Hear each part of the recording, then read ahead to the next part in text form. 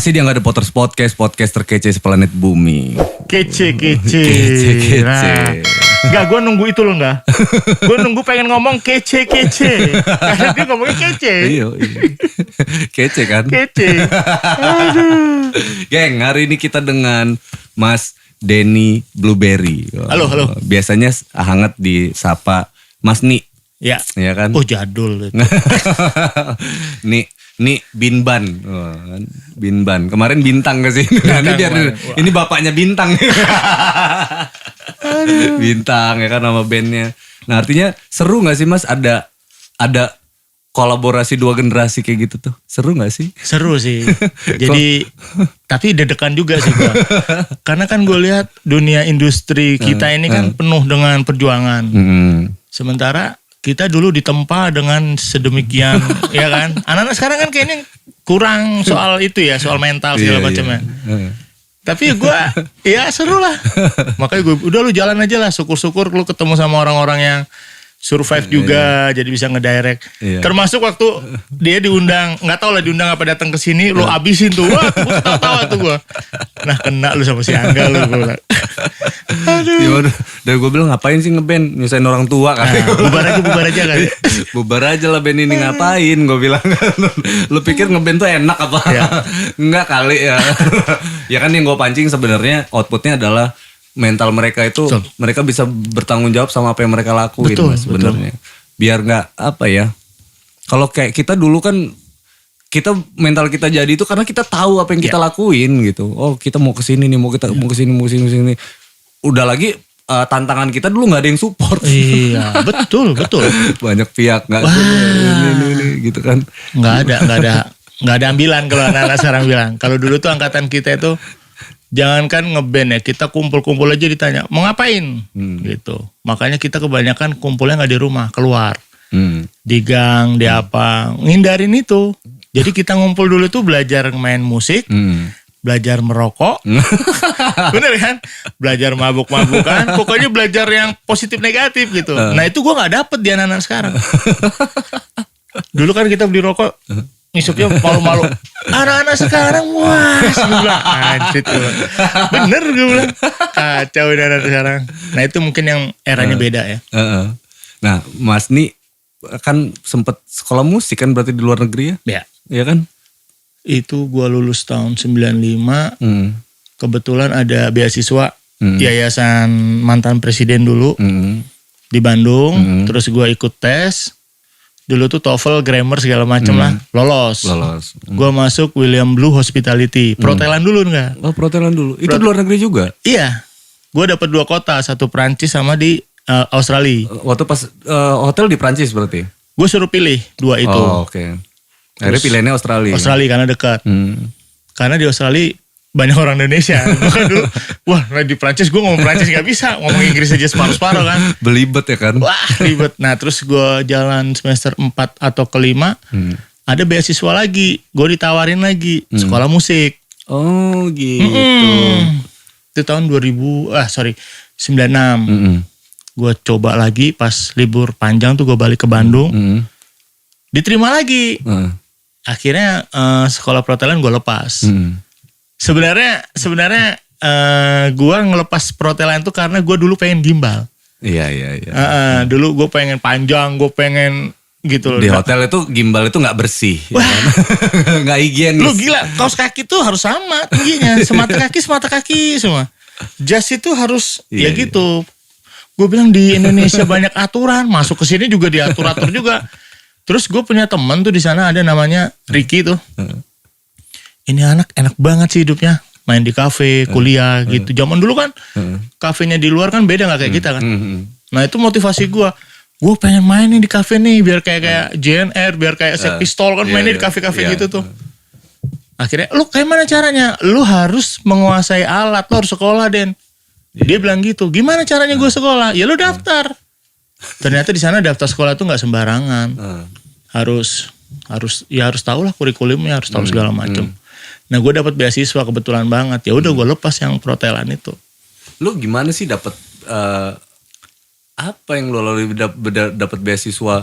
Kok bisa dapat gitu? Jadi waktu zaman gue SMA, Gue pernah, alhamdulillah, mungkin jurinya pada bodoh ya. Gue pernah 8 kali drummer terbaik. Oke.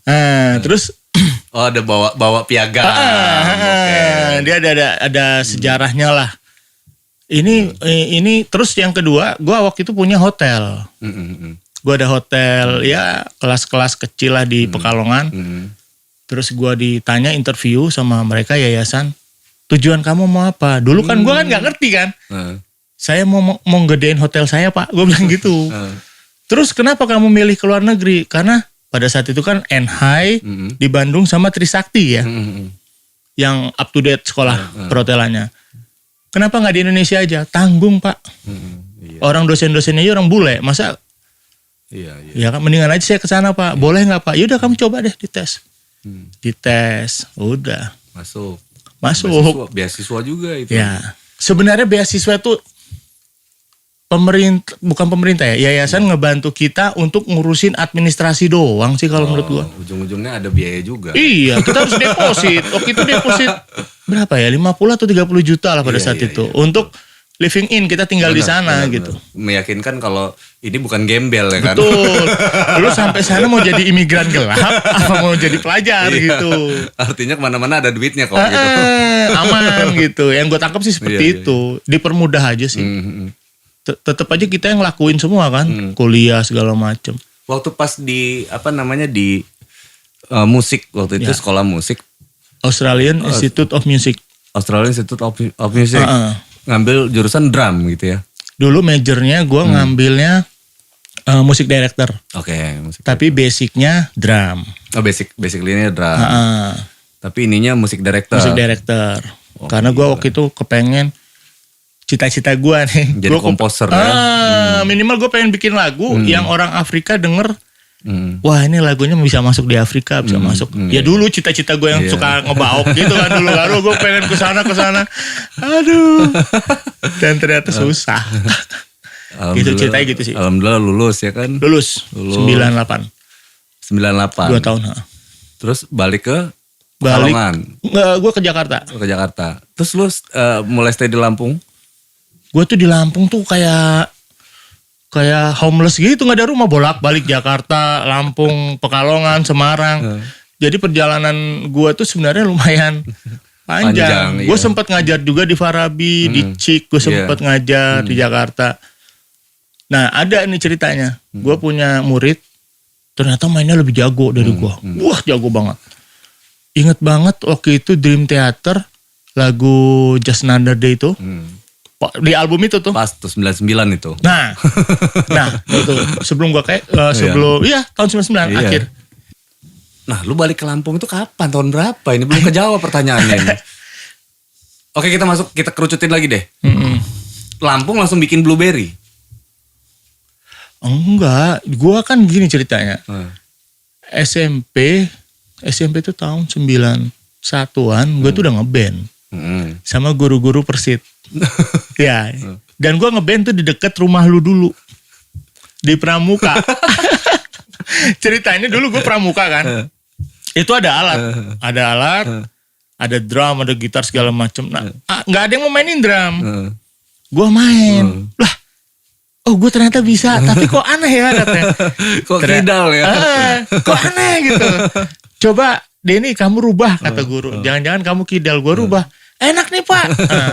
Di situ gue mulai perjalanan terus. Lu di situ udah mulai sadar kalau lu kidal di musik gitu ya. Iya.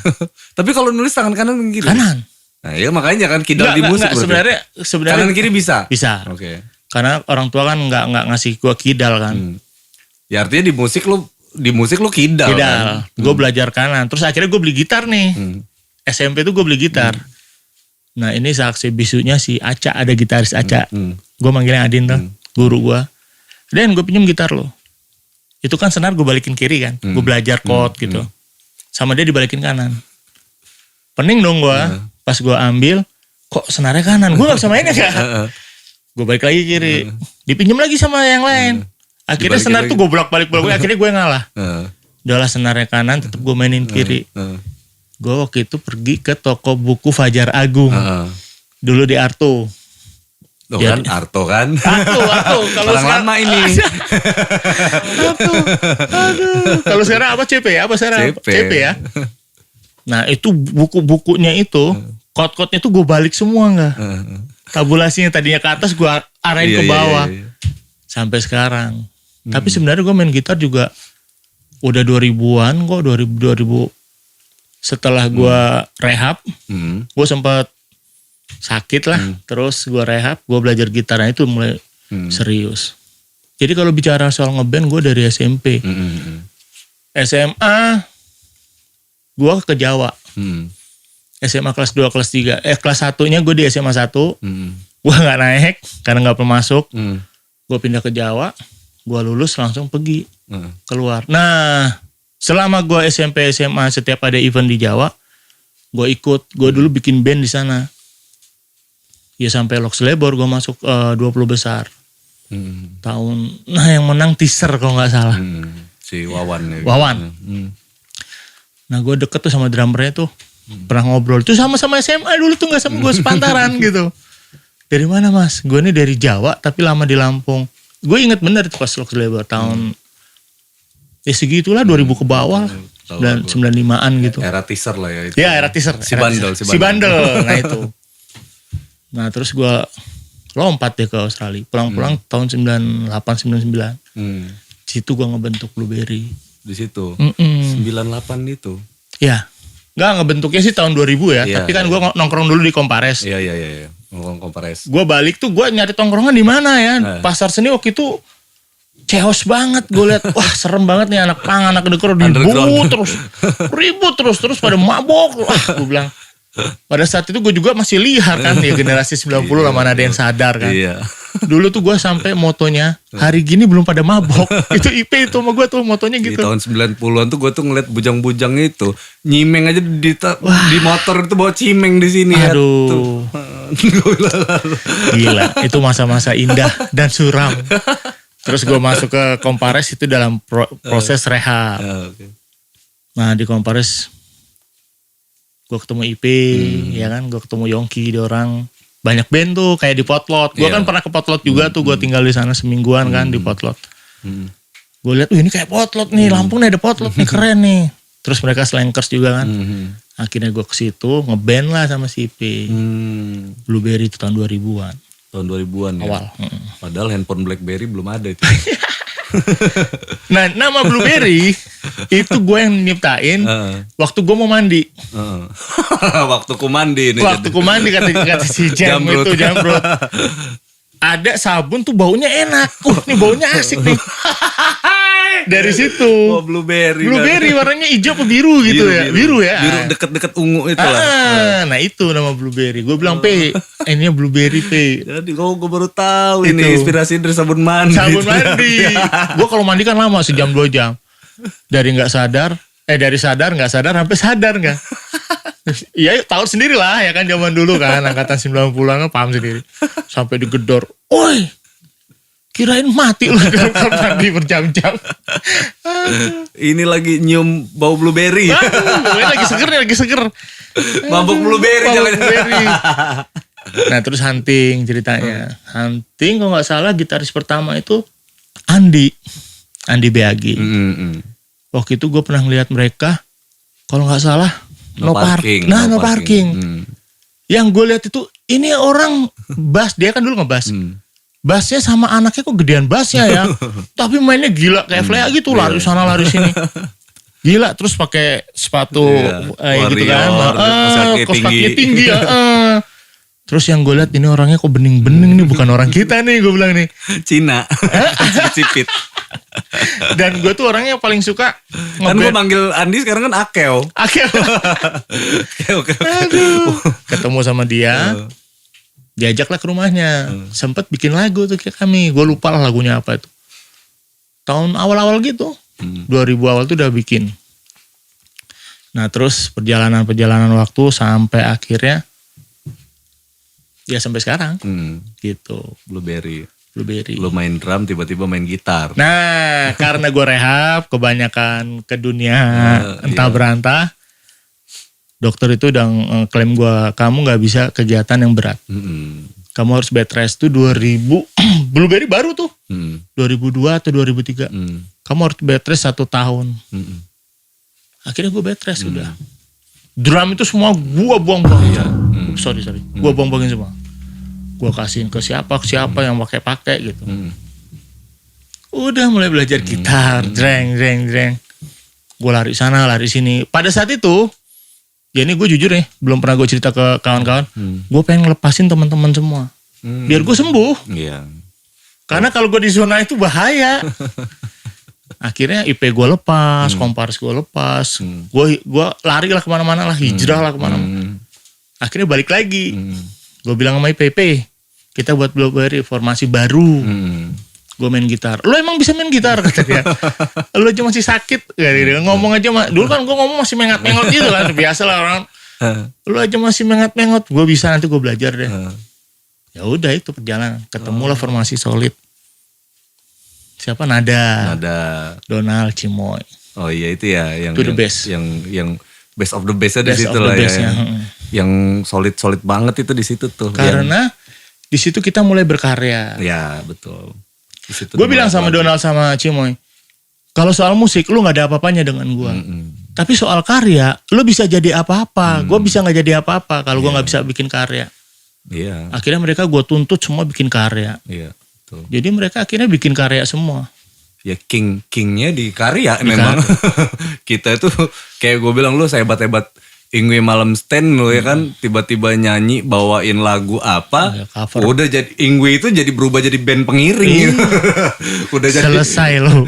Selesai sudah karena yang diusung memang bagaimana mendelivery karya itu kan akhirnya. Memang dan poin intinya king of stage-nya jadi vokalis jadinya gitu. Karena dia yang delivery karyanya kan lewat situ. Dia paling utama, depan frontman atau. Nah, cuman jeleknya gua. Dan ini yang jadi penyesalan gue sih ya. Dulu tuh gue terlalu idealis. Gue bilang sama IP, gue nggak mau karya-karya kita dipublish. Oh iya.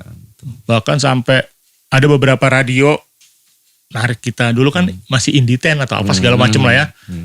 Gue bilang enggak, ini gue buat karya buat gue. Iya. Bukan buat publish. Bukan buat kalian. Ternyata itu salah gitu. Ketika Jenderal naik, tuh gue ngelamun aja ngeliat. Anjing Jenderal jalan nih.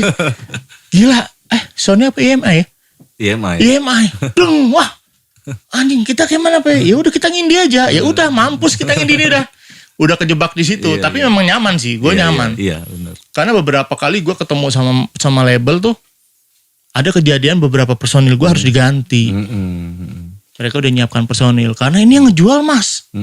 Terus ada sekian lagu harus dibuang. Iya. Ini kami siapkan lagu karena kami sudah menyiapkan industrinya. Kami sudah menyiapkan cara pembuangannya, pendistribusiannya dengan lagu ini kata dia. Wah, kita anak-anak akhirnya pada mundur. Iya, betul. Belum lagi ditambah lagi kesalahan di gue tuh, gue nggak bisa menjamin bukan kenyamanannya, kesejahteraan kawan-kawan. Sehingga waktu ada tuntutan untuk bekerja, untuk menikah, itu mereka akhirnya bimbang semua kan. Akhirnya jadi pilihan. Akhirnya jadi pilihan. Nah itu dia sih yang kemarin juga sempat diskusi soal kayak gituan juga tuh sama sama Mas IP kan. Akhirnya jadi hal yang ya Mas IP juga sama mengakui ke kesalahannya. Iya, ada kesalahan faktor masa lalu adalah ego di situ kan. Makanya selalu gue bilang ke teman-teman, kita ini berdiri di atas karya. Iya, betul. Kita kumpul duduk bareng ini karena karya gitu loh. Karena si karya ini harus kita sampein kemana tujuan muaranya gitu loh. Kalau kayak kitanya sendiri sih, nah itu bodo tadi, amat, ya kan? Misalnya tadi buktinya di label tadi kan faktanya gitu kan mas. Karyanya nyampe nih, ya kan ke si itu gitu kan. Nah itu bisa memungkinkan terjadi ke kita juga mas. Kitanya di rumah lagi santai tidur, tapi karya kita dibawain orang lain. Kemana-mana. Iya kayak gitu. Artinya ya memang tugas kita ini adalah menyampaikan itu gitu karya. Kalau enggak ya ngapain? Nah dulu gue, ini cerita sedikit nih soal Jenderal ya. Jenderal kan dulu gue tawarin untuk bubar kan zaman dulu itu. Iya dulu itu. Kenapa? Ya karena, ya maksudnya kan juara 1 kan udah sering nih. Jalurnya Jenderal kan jalur festival. Jalur prestasi gitu. Biar dapat pengakuan daerah. Iya betul. Kita band daerah harus festival. Iya dong. Ya kan eranya festival kan. Juara 1. Taurus bikin acara juara satu. Ya kan, acara nasional juara satu. Terus udah juara satu. Mau apa lagi? Mau juara satu mana lagi? Iya. Ya kan, ini ikut lagi juara satu lagi nih kita. Yang ada kita komplain sama teman-teman kita. Ini pasti ikut lagi juara satu lagi nih. Kapan kitanya yang lain kan? Iya kan, jadinya kayak gitu. Berarti tugas kita ngeband selesai. Oke. Kita bubarin band ini. Nanti dulu nggak? Dulu naik tuh ke era Mas Boy waktu itu kan Mas Boy yang pegang. Mas Boy itu masuknya, yuk kita gedein band ini yuk. Itu zamannya Peca ya? Iya, gedein band ini akhirnya diperkenalkan Jenderal secara secara daerah. Akhirnya kita main tuh di acara-acara, udah bukan kelas festival nih, kelasnya bintang tamu. Naik kelas kan? Naik kelas. Ya, bintang tamu nih, acara ulang tahun lah, acara LSM lah, acara radio lah. Sampai ke kafe masih cuma Diggers waktu itu. Iya, betul. Diggers, Balenso yang paling top kan. Iya, Balenso. Boot. Tapi kan udah ada penguasa-penguasanya tuh. Bocil nggak mungkin bisa main dong. Iya. Apalagi kita genrenya agak ngerok, agak susah, nggak R&B gitu orang kan. Ya kan agak susah tuh. Akhirnya yang kafe yang bisa kita masukin cuma Diggers waktu itu, karena Diggers jualannya kan jus. Nggak ada alkohol ya. Nggak ada alkohol. Kita juga posisinya masih bocil kan. Ya udah main tuh di situ, rajin main. Udah kelar tuh jalan di kafe. Akhirnya satu Lampung ini udah tahu tuh Jenderal jadi band inilah ya. Di situ selesai juga nih. Gimana? Bubarin aja band ini. Gue tawarin bubar lagi tuh yang kedua kalinya. Karena misinya selesai, Mas. Kan kita udah ada target lagi ya. Ada target lagi. Udah kita salaman. Maksud gue kan ngapain buang-buang waktu gitu. Yang mau kerja, jangan jadiin hobi kita ini jadi pilihan untuk kehidupan lu. Enggak gitu konsepnya, bro. Ya kan, silakan. Salaman kita, makasih udah kerjasama selama ini. Yang menjadi PNS menjadi kan gitu tuh. Jadi pengusaha ya kan? Nanti dulu belum kelar ini ya kan. Kita ini gimana kalau kita bikin lagu? Nah, berarti misi belum selesai nih kalau kayak gini ya kan. Motivasi lagi nih. Iya, jadi motivasi. Tapi resikonya kita jadi nggak main di kafe, nggak ikut festival. Betul. Kita jauh dari orang-orang, kita berdiri sendiri, kita nggak ada yang dukung kita. Itu resikonya. Nah, itu yang ngebedain Blueberry dengan band-band di sini. Dulu mereka bikin karya hanya, mungkin ya, mudah-mudahan kalau gue salah dikoreksi. Mereka bikin karya hanya tujuannya untuk mengenalkan karya itu secara global se-Indonesia. Padahal karya itu pun juga banyak tempat-tempat yang perlu dimasukin kok. Kayak kafe, kayak wedding organize. Blueberry sering kok bawain lagu sendiri di nikahan. Bahkan waktu kita main di Mo Cafe, di kafe, itu karya kita yang kita angkat. Bahkan teman-teman kan sering kita ajak tuh. Gue main di Mo Cafe boleh gak? Boleh. Tapi lu harus bawa karya lu sendiri. Loh, ini kan kafe Mas. Iya gak apa-apa, syaratnya lu harus bawa lagu karya sendiri. Karena misi gue pada saat itu mengenalkan karya gitu loh. Walaupun jalannya beda kita kan. Istilahnya kitab kita beda lah. Lo ke Mayor, gue ke India atau apalah bahasanya gue gak ngerti lah. Nah, dan gue pun bilang sama IPP, kita band bukan band festival. Kita band harus band karya. Makanya sering banget kita bikin karya. Nah, banyak kawan pun akhirnya bilang gini, terus yang juara-juara festival itu sebenarnya mereka bisa bikin karya gak sih? Sebenarnya bisa. Cuman karena motivasinya beda mungkin. Ya mungkin gitu ya. Iya. Kalau karya itu kan motivasinya memang benar money oriented. Tapi kan yang pertama yang kita pikirkan kan prosesnya itu kan, perjalanannya itu kan. Kita begadangnya, bikin lirik, ngayal-ngayalnya. Wah, tiba-tiba lirik kita buat berhari-hari berminggu-minggu diliatin, Nora amat sakit bener gue ya.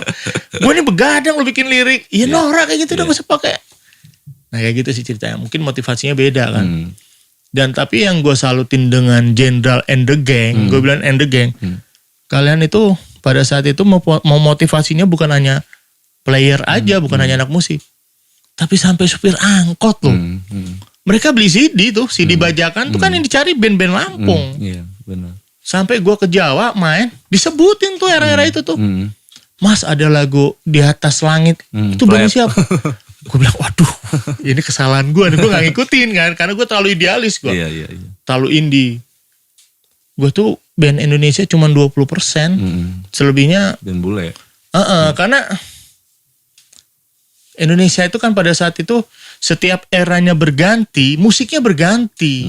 Itu yang gue kurang setuju. Harusnya lo kalau bikin karya jangan karena musim yang berganti, tapi pengalaman lo yang lo rubah di musik itu. Kalau industri Indonesia menurut gue ya mudah-mudahan bener.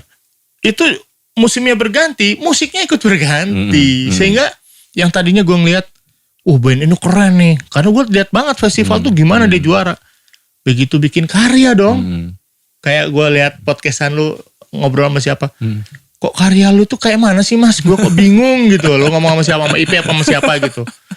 Nah itu karena musimnya kadang-kadang kita anak band ngikut. Musimnya Melayu ikut Melayu. Musimnya underground kita so underground. Musimnya IDM kita so IDM. Nah itu yang gue agak udah sih gitu loh. jangan latah gitu. Nah, jadi pola tadi memang kalau di zaman dulu mas, ini diskusi ya mas ya. Bukan menggurui kita. Iya ya diskusi ya. Jadi di era dulu itu maksudnya mimpi kita dulu kan cuma mau ngejawab bagaimana caranya masuk label gitu loh. Kan gitu mimpinya gitu. Nah, karena apa? Di label itu tadi cuman label yang punya satu kapital yang besar. Oh iya, betul. Kan? Karena betul. kita bokeh, anak bocil nggak punya uang. Iya, betul.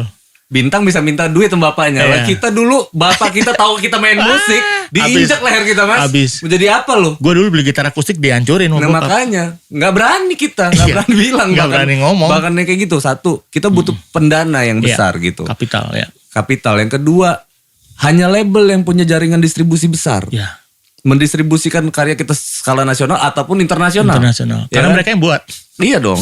Yang ketiga, label menguasai media. Karena mereka punya kerjasama dong. Disuplai dana yang dana sifatnya iuran untuk mensupport ini, udah nggak mikirin nanti mau rilis ini bayar sekian, nggak kayak gitu. Udah all in semua tuh. Iya kan udah ada dana yang mereka siapkan. Hingganya nanti pada saat mau rilis ya kirim aja lah materinya, udah kayak contohnya kayak radio, media cetak, elektronik udah aman semua lah itulah. Hanya itu mas yang bisa menyampaikan karya kita dalam skala yang masif gitu. Nah cuman masuk label kan di zaman itu sangat sulit sekali. Iya berjuta-juta band. Iya kan dulu kita ngirimin demo nggak ada jawaban, ngirimin demo nggak ada. Nah akhirnya dari situ kita berpikir mas, jalannya berarti nggak kayak gini nih, ya kan? Artinya kita langsung mengkerucut lagi nih. Yang pertama kita lakukan adalah bagaimana kita dicintai sama teman-teman kita sendiri dulu deh. Terdekat ya. Terdekat dulu nih. Kesuksesan kita adalah kita jadi band yang disukai sama teman-teman kita dulu deh. Itu nggak ada mimpi buat ditonton sama orang dari mana-mana. Iya nggak ada mimpi itu dulu. Teman-teman musisi dulu nih. Kalau misalkan teman-teman udah sifatnya pengakuan nih asik nih nggak? Asik nih apa Ndra? Asik nih ini kan gitu kan. Nah dari situ dulu udah responnya udah bagus, ya udah mulai ngajak mereka punya karya juga, yuk jalan bareng yuk, kita kenalin karya kita bareng-bareng yuk gitu.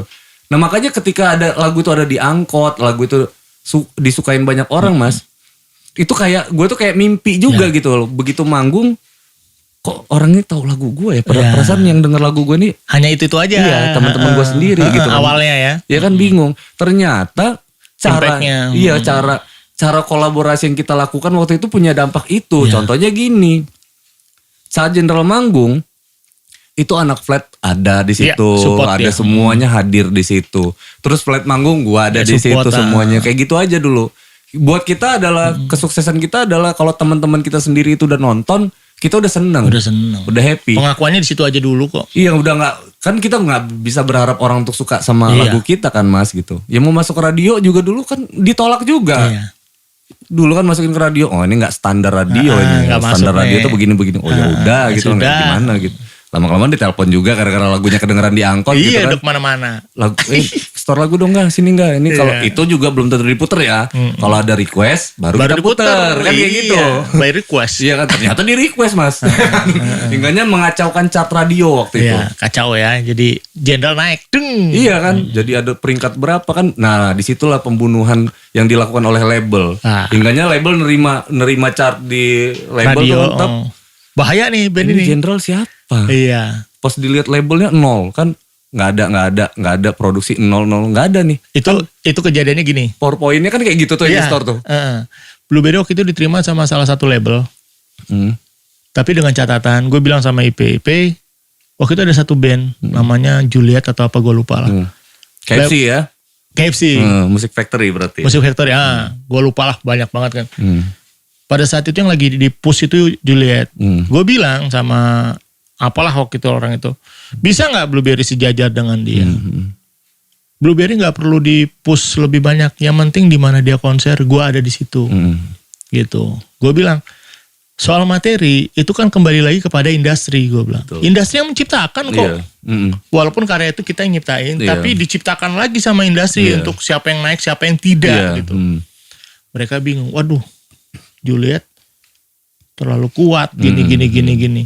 Secara paksa gitu, secara pasar apa. Nah kalau begitu, lu buat apa narik Blueberry? Gue bilang gitu, udah aja lah kita jalan sendiri aja lah.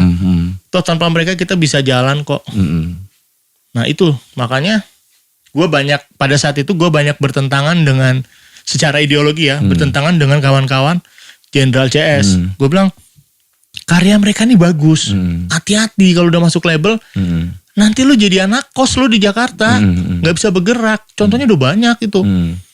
Itu bukan di Lampung, di se-Indonesia ya Pak ya. Nah terus gue juga ada pengalaman waktu gue main di Tangerang, waktu itu main sama Ipang sama Coklat. Ada produser dia datang, bla bla bla bla bla bla bla. Gue bilang, gue bisa nggak hari ini perform di sini? Maksudnya di next ada acara itu Coklat perform, gue langsung perform. Kita lihat aja langsung dari mata, layak nggak gitu. Jangan karya, karena kalau karya bisa jadi udah disulap. Udah ada musik director, sudah ada produser kan udah beda kan. Beda tapi kemasan. Tapi kalau perform kan udah head to head, gue bilang gitu. Mereka jawabannya unik nggak? Kalau perform nomor 1000 kata dia. Yang penting karya dulu bagus. Perkara itu ciptaan kamu atau ciptaan saya, yang penting itu di labelinnya band kamu. Nah itu anak-anak langsung bereaksi. Wah, gue bilang. Pemanasan langsung ya. Nah ini kita begadang, kita mabuk-mabuk bikin satu lagu ini gak ada artinya gitu loh. Ya itu maksudnya apa ya, dilema di anak-anak kita tuh di situ. Padahal kondisinya gini Mas. Ini yang gue lurusin dulu nih ya.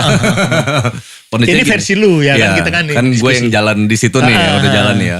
Padahal makanya dulu gue nganggapnya Jenderal itu beruntungnya itu kan dulu kan kita ngomongin fase dimana masuk label tuh sulit gitu kan. Dimana yang kita tahu ketika kita terjun ke dunia industrial itu benar-benar kita tuh digiring ke arah yang benar-benar berpikir gitu. Nah kenapa gue bilang Jenderal itu beruntung? Masuk label internasional waktu itu, EMI. Mereka itu butuh, jujur Mas ya, ini prosesnya nih. Jenderal tuh ditelepon sampai sana, itu dalam kondisi denger lagu, mereka tahu lagunya, itu mereka gak pilih lagunya Mas. Intinya cuman ini band ini ngeganggu gua ya kan. Bahaya, ini punya potensi untuk boom. Menurut mereka kayak gitu. Lagu produksi lagi ya gitu kan. Kita mau dengar. Ya kan? Nah kenapa harus produksi lagu lagi? Sedangkan kita udah punya, waktu itu kita store 17 lagu kan. Kenapa harus produksi lagi? Nah ternyata ada alasan mereka Mas. Untuk mengukur umur usia band. Ini. Makanya kan kalau di internasional itu kan selalu kontraknya 7 album Mas. Oh iya betul. 7 album, Ceylon Seven tuh 7 album loh. Ada yang 7, ada yang 10 ya. Nah gitu kan. Nah di kondisi gue waktu itu ada aturan baru Asiri baru tuh. Asosiasi Industri itu kan. Indonesia, itu ada aturan 2 opsi 1. 3 lah intinya 2 album tapi yang satunya boleh dibicarakan gitu loh. Makanya kita sebutnya 2 opsi 1. Kalau misalkan labelnya tertarik itu pun harus ngobrol. Atau mau diberhentikan gak apa-apa. Boleh. Anak bandnya juga mau lanjut sama boleh, itu boleh. Atau mau keluar juga boleh gitu. Makanya ada di aturan kita tuh di situ tuh 2 opsi 1. Nah kita tuh diukurnya lewat situ tuh. Yang pertama kita awalnya kan kita karena masih yang bocil lah, gue itu umur gue masih 19 tahun kalau nggak salah kan. Masih lucu-lucunya. Kan gue gini sih gitu kan. Ini kenapa sih kayak gini gitu. Kita kan udah store lagu gini-gini. Oh nggak semudah itu Fulgoso ya kan. Ini ternyata ternyata kita tuh diukur Mas. Karena band ini sekuat apa bertahan di dunia industri musik kalau tidak mampu memproduksi gitu. Selama 7 album itu ya. Iya, band ini harus punya kreativitas yang ya artinya benar-benar jadi produsen lagu gitu loh maksudnya. Lagu store 17. Bikin lagi. Store lagi. Totalnya nih Mbak, totalnya Mas nih. Yang kita store 1 album itu 74 lagu. Gila. Itu rekaman pakai duit Mas, bukan pakai daun-daun. 74 lagu. Itu yang bikin gue kadang-kadang. Gue bilang, sebenarnya industri itu kan sama. Mau di Indonesia, mau di Amerika, di Australia. Tapi yang ngebedain tuh mindset. Makanya gini, gue bilang, Jenderal sangat beruntung. BAG sangat beruntung, kawan-kawan di Lampung sangat beruntung. Karya kalian itu sama dengan industri yang sudah ada. Sementara Blueberry tidak pernah mau sama. Itu kesalahan kami. Tapi itu yang menjadi kebanggaan kami. Gue bilang, gue gak mau bikin lagu lirik Indonesia. Makanya beberapa lagu kita bule semua. Gue gak mau bikin lagu cinta. Gue pengen bikin lagu koma. Gimana sih rasanya orang gitu. Kayak Chemical Romance dengan lagu Cancer-nya gitu ya. Nah itu. Termasuk waktu ceritanya gempa tsunami kita buat. Jadi gue bilang, kita gak usah mikirin industri. Kalau kita mikirin industri, nanti kita kayak mereka. Ada kesamaan, jadi latah gitu loh. Terus, lu kepengen jadi band pop apa band alternatif, gue bilang gitu. Kalau lu pengen bikin band alternatif, ya kita harus mengalternatifkan diri. Ini pilihan yang lain gitu loh, jangan sama. Lu gembar-gembor Blueberry band alternatif, tapi lagunya ngepop sama kayak yang lain. Ngapain lu ngeklaim alternatif? Itu yang gue selalu jargon sama anak-anak soal karya. Akhirnya mereka setuju. Awalnya gue diketawain. Mentang-mentang lu di Australia pakai bahasa Inggris. Gue bilang, suatu ketika main di Kemang. Yang nonton orang bule semua. Lu mau ngomong apa lu? Lu mau ngomong Indonesia, ngomong Sunda. Lu mau ngomong apa lu? Ya harus ngomong Inggris. Gue bilang. Nah di situ. Makanya gue bilang, maksudnya mindset kita beda ya. Nah gue waktu itu nyari label yang mindsetnya bukan lokalan gitu loh, bukan daerah, tapi ya kita global gitu loh. Makanya gue bilang beruntung kan dia, emang internasional kan. Internasional. Emang didikannya dari awal loh mas. Jenderal tuh masuk itu dari awal nih, tes urin dulu. Kalau ada satu kena, nah gitu, pecat yang kena narkoba.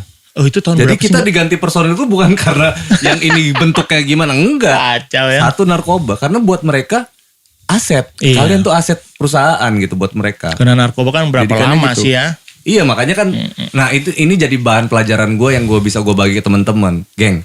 Ternyata kita itu label aja punya pengkurasian itu ya, bisa mengkurasi, memilih nih, memilah-milah punya aturan main begini. Kita juga ternyata punya hak loh, ya kan punya hak yang kira-kira di era berapa 2 atau 3 tahun selanjutnya setelah Jenderal itu ternyata si band ini boleh memilih label malah justru kan, artinya ini cocok nggak nih gitu kan. Baik dari musiknya atau cara kerjanya atau gimananya gitu kan. Karena statusnya memang kalau dulu kan kita dididik sebagai aset gitu kan. Nah, kalau sekarang itu di era 2 tahun setelah Jenderal itu 2007 rilis berarti 2009 tuh. Nah, di 2009 itu Mas band dan label itu statusnya berubah status dari yang begini jadi begini Mas. Jadi kemitraan gitu. Nah, itu yang gua maksud sama yang jalur itu tadi nih ya. Nanti kita masuk ke zona yang lebih fokus lagi nih. Siap. Nah, jadi dari situ band ternyata sudah punya kekuatan sendiri nih, ya kan, punya kekuatan sendiri. Enggaknya dia tinggal mencari kelemahannya dia di label yang lain gitu loh. Apa kelemahan lu sebenarnya? Apa yang lo butuhin? Nah, kira-kira gitu. Makanya setiap band yang mau masuk label di tahun 2009 ketat ya. Iya kan, itu harus present. Bukan lagi lu datang dengan punya karya, lu datang punya apa gitu. Dengan konsep, dengan konsep, makanya kan penyusunannya itu jadi bareng.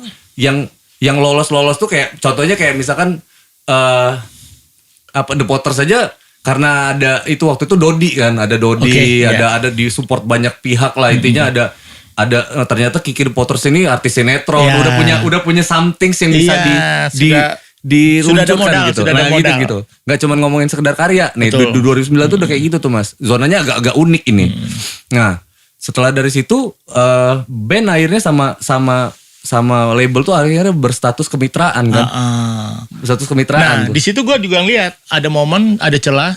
Ternyata setelah mereka masuk ke label, kan si label yang karena dia kapital ya. Dia yang mengkukung. Lo boleh main, lo nggak boleh main. Lu stay di sini, lu stay di sini. Nah, akhirnya Blueberry pun melihat celah di situ. Nah, di saat mereka ini lagi banyak waiting list untuk konser, kita kan pasti nunggu tuh. Nih turnya Sheila nih, 30 kota. Nah, band-band yang di bawah Sheila kan pasti nunggu Sheila. Karena abis kan, kuotanya gitu Sheila. Gimana caranya kita biar kayak Sheila? Itu yang jadi motivasi gua gitu. Yang lain tahun 2010 sampai 2015 gue lihat kawan-kawan tuh banyak lagi pada tidur.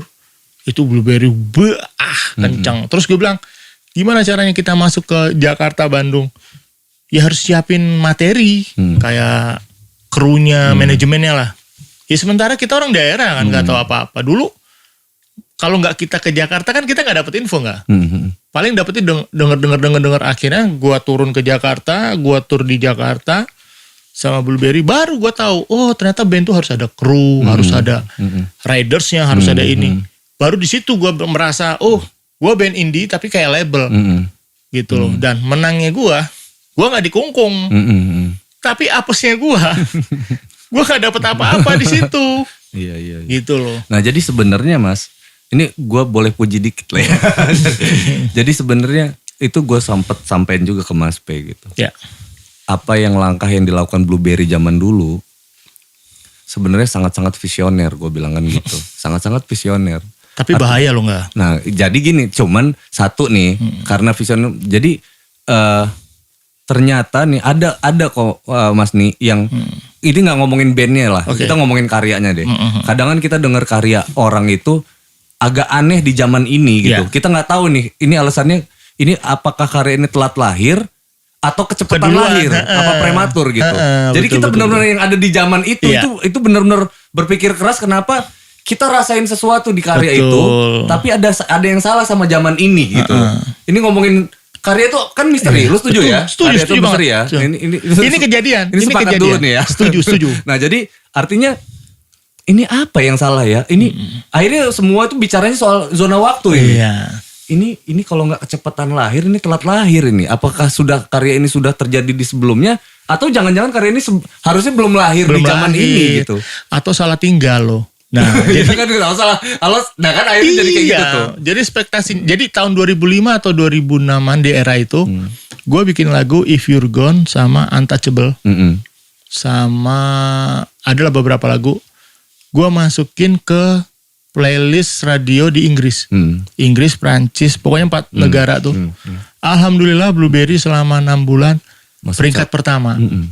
Cuman bodohnya kawan-kawan, termasuk gue, nggak ngerti itu formnya itu bahasa Inggris semua. Begitu gue pelajarin sekarang, ternyata mereka itu menerima kita untuk bermain di sana. Iya. Kan gue pernah ikutan dulu MySpace namanya. Nah zamannya gue itu dulu masih Friendster. Iya. Nggak maksudnya ini kalau kayak Friendster kan medsosnya zaman itu. Oh iya, ini MySpace musiknya. MySpace lebih ke musiknya. Iya. Karena memang di invitation tuh. Itu kan gue masukin tapi susah banget nembusnya tuh Mas. Karena kan yang paling planet di band gue ini kan Ringga sama Bayu. Ya, yang aktif ya dulu. Nah, kalau Bayu kan emang kuliah di UI jurusan sastra Inggris. Sastra Inggris dia paham. Iya kan kuliah di situ tuh. Kalau Ringga ini memang udah kebule-bulean dari lahir ya kan. Emang dia pecinta bule banget gitu. Jadi yang punya taste ke situ tuh gitu. Akhirnya kita tuh mati-matian tuh. Mungkin kita nggak cocok di Indonesia yang kayak gitu kan. Betul. Akhirnya kita bikin lagu yang planet-planet tuh. Itu mati-matian tuh ke MySpace, tapi kok nggak tembus-tembus karena form itu diumumin di MySpace tuh Mas. Kriterianya atau apa segala macam. Di invitation untuk band ini untuk main di acara di Jerman, itu include riders, itu semua pembiayaannya ditanggung semua sama mereka. Gila nih keren banget nih kita masuk sih, tapi nggak tembus-tembus juga ya kan, masalahnya nggak beruntung. Blueberry tembus tapi nggak diambil ya karena nggak ngerti tadi. Nggak ngerti karena gini. Kalau gue kebalikannya tuh. Nggak pernah tembus gitu. itu sampai akhirnya dia notice itu maksudnya mengingatkan. 1 minggu lagi kalau nggak ada jawaban saya kasih ke band mana, band Turki apa band mana gitu. Itu langsung dikasih berapa kafe itu, berapa klub itu, 8 apa 9 itu. Yang penting lu siapin aja tiket buat berangkat gitu. Nah gue baca sama Mas Tono pada saat itu, Mas Tono kan manajer kita. Dia bilang, coba tak tanya sama teman-teman, ini salahnya di mana? Gue nanya sama almarhum Mas Baron, Kang, apa sih yang salah? Lu salah tempat tinggal lu Den katanya. Lu harusnya tinggalnya jangan di Lampung, jangan di Jakarta. Udah lo kesana. Tahun itu tuh lagi ekspansinya Sheila on Seven tuh awal-awal tuh. Iya. Dari Jogja ke Jakarta ya. Ini nih orang lagi pada Eros mania semua. Kok lo musiknya kayak gini nih? Gue kayak ditampar-tampar gitu loh. Udah lo salah tinggal, udah pergi aja sana ke Inggris apa kemana, lo mau kemana? Terus gue ketemu sama Mas To kan, Selengan. Mas To, gimana lagu gue nih? Lo jangan ngomong bahasa Indonesia katanya. Kita ngomongnya bahasa Inggris, gitu semua. Jadi responsifnya itu bikin kita bingung. berarti kita dituntut suruh bikin lagu seperti yang mereka. Tapi ya akhirnya dipaksa. Di album kedua itu IP bikin full album tuh tentang cinta. Gua ngakak. Lo agak-agak jijik gimana gitu ya. Hey, bisa ngomong kasar lagi gak gue ini? Gue bilang. Boleh ngomong jorok gak di sini? Bisa lebih jorok lagi gak? Gue bilang gitu Pepe. Karena emang kondisional juga. Guanya juga lagi hancur, IP lagi hancur. Nah disitulah. Akhirnya gue mikir, ini kan kita lagi produce lagu kolaborasi sama featuring Acung. Kita mau produce nanti ada lagu yang terluka. Itu tentang pandemi. Setelah itu kita ngeluarin album pop alanya Blueberry. Tak pernah bisa meninggalkanmu. Mungkin di Agustus ini yang terluka. Di bulan depannya single yang ketiga. Single yang pertama kan If You're Gone yang nanti bakal gabung di Ulun. Ya, di Ulun Lampung. Nanti yang terluka sama Tak Pernah Bisa Meninggal. Nah, Tak Pernah Bisa Meninggalkanmu ini pop, abis pop. Tapi versinya kita. Nah, ngomongin movement, Mas. Ya. Nah, itu gue bilang, gue puji dikit nih ya, Blueberry lagi gitu. Sebenarnya langkah yang dilakukan Blueberry pada saat itu dari karya hingga pergerakannya adalah langkah masa depan yang harusnya terjadi di tahun 2020 atau 2019. Sebenarnya gitu. Nih ya. Kalau menurut analisa kita sama-sama kan, karena ini eranya digital kan. Ya. Eranya udah di digital nih. Sepakat gue, sepakat. Ya kan, karena orang itu udah digital. Jadi karena dulu kan misinya mau masuk label, ya kan, label tuh adanya di Jakarta, ada di Lampung. Jadi kita memang harus ke sana gitu. Harus hijrah. Nah, sekarang kan seluruh media tuh tersedia di dimanapun. Artinya di rumah pun bisa berkarya. Nah, makanya dulu movementnya kita itu cuma satu, Mas. Yang kita jalanin itu maksudnya dari sisi sudut pandang karyanya ya. Saat kita kumpul, kita tuh nggak mengkhianati aliran musik teman-teman semuanya, nggak saling mempengaruhi. Lu harus kayak gini. Pokoknya lu jadi diri sendiri aja kayak gimana. Itu kenapa kita masih bisa ngobrol di sini. Iya. Nah itu. Iya. Itu karena aja kita saling menghargai. Betul. Karena nggak ada yang salah dari karya. Nggak ada yang salah. Ini cuman mindset aja kok. Ini cuman pemikiran kita masing-masing. Dan menurut analisa kita nih gini, ini agak mengerikan nih. Tapi pas nih kalau diobrolin sama Bintang ini gemeter nih dan nggak jadi ngeband nih besok. Jadi intinya gini nih. Kita itu adalah suatu kemunduran kalau kita berbondong-bondong ke Jakarta lagi gitu. Iyalah bro. Iya kan? Lu harusnya ngomong kayak gitu tahun 90-an bro.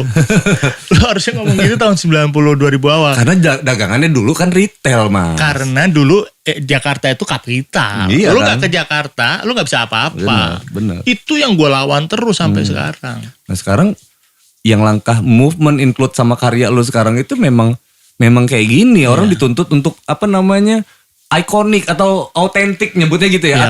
Atau dia harus jadi beneran dia banget, orisinil dia banget gitu. Itulah alasan orang mau denger karyanya dia. Kemudian movementnya dia itu tadi bener-bener mampu menggerakkan. Itu nggak usah ngomongin terlalu jauh nih dengan kemana-mana. Artinya lu bisa mampu nggak lu menggerakkan lingkungan lu, komunitas lu ya kan, atau lingkungan sekitar lu itu dulu nih yang dibangun minimal trusting dulu lah. Betul. Bahwa apa yang kita langkahin ini beda.